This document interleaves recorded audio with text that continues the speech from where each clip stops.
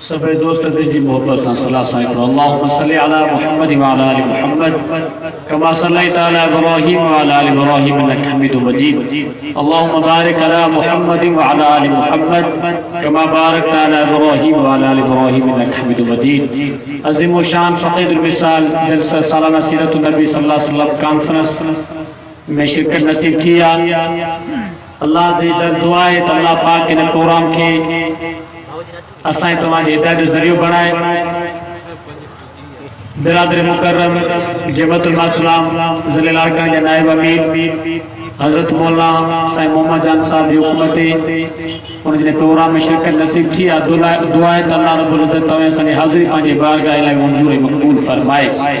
stage تے بیٹھل مجاہد اسلام خطیب وباگ حضرت مولانا جمال مصطفیٰ تنیو صاحب جمعیت المسلم تعلق لاڑکانہ کے سیکریٹری جنرل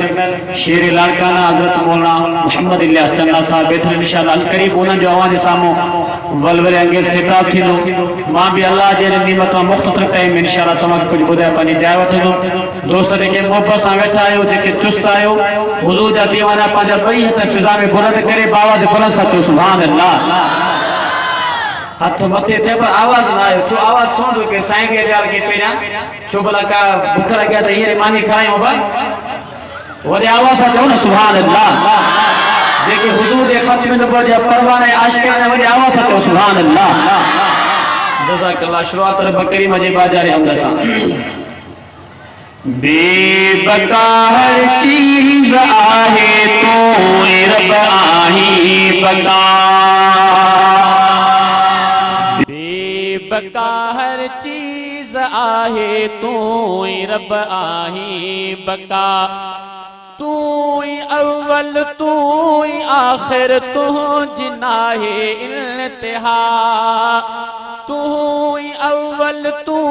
آخر تو جناہ انتہا بے بقا ہر چیز آہے تو رب آہی بقا بے بقا ہر چیز آہے تو رب آہی بقا کہ سکھ تو جوڑے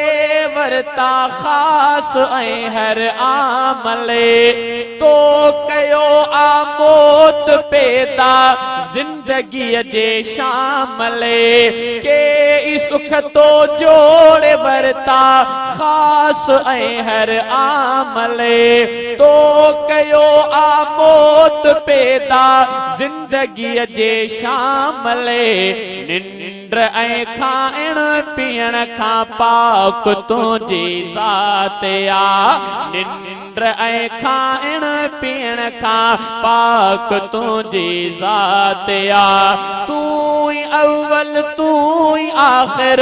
تو جناہ انتہا بے بقا ہر چیز آہے تو رب آہی بقا بے بقا ہر چیز آہے تو رب آہی بقا سمندر سارا اے وری دریا سارا چھاچوں وج سدا آکاش تے بادل ہی کارا چھاچوں سمندر سارا اے وری دریا سارا چھاچوں وج سدا آکاش تے بادل ہی کارا چھاچوں آہیں تو قدرت جمال کو خالق ارض و سما آہیں تو قدرت جمال کو خالق ارض و سما تو اول تو آخر تو جناہ انتہا بے بقا ہر چیز آہے تو رب آہی بقا چھاکندو شیطان جو وسطوں جے ہوں دے جے نظر وار شیطانی حکم تجھے ستھی دو بے اثر छाक दो शैतान जो वसतों जे होंदे जे नजर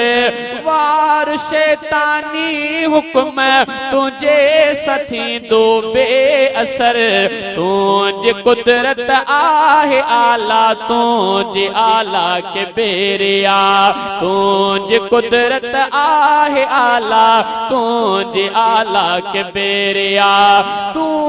अव्वल तू आखिर तुझ नाहे इंतहा बेबका हर चीज आहे तू रब आहे बका बेबका हर चीज आहे तू रब आहे बका आहे तू परवर असांजो तू रब रहमान आई तू परवर असांजो तू ही रब रहमान दर्द जो हर मर्ज जो बस तू कंदो दरमान मर्ज ऐं हर हिक खता जे तो वटा मिलंदे शिफा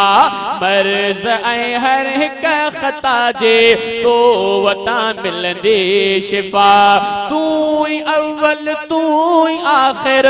तू जिनाहे इंतहा बेबका हर चीज आहे तू रब आहे बका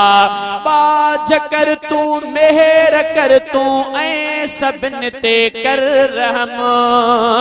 बाज कर तू मेहर कर तू